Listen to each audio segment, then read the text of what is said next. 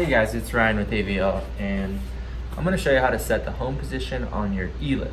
And this is a V-series loom, but this would also work on an A-series loom, any loom with a negative dobby system and an E-Lift. So as you can see, I have my cable here. It's come off my cam cylinder, or cam. This is a cam, and what I'm going to do is reach my right arm in to the motor pulley. This is the white pulley on top of the E-Lift.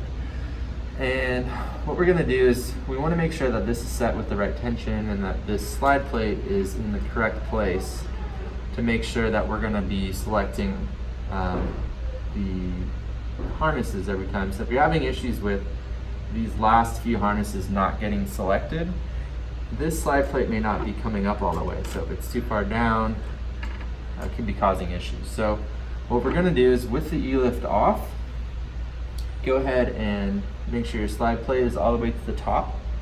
Route your cable onto your cam, and then we're going to rotate the motor pulley clockwise. So what I'm going to do, so you can see as I rotate this, it starts to engage the slide plate here and it's pulling it down. So now that I've gotten all the slack out, I'm going to push the slide plate up. I'm going to rotate the pulley clockwise so that there's just about 1/8 of an inch gap between my bumper here and the stoppers. So just about there, just a small gap.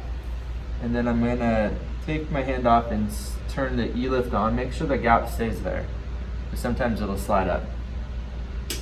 And there we go. Now I've set this in the correct position, the E-Lift is on and should work perfectly. So that's it, setting the home position on the E-Lift.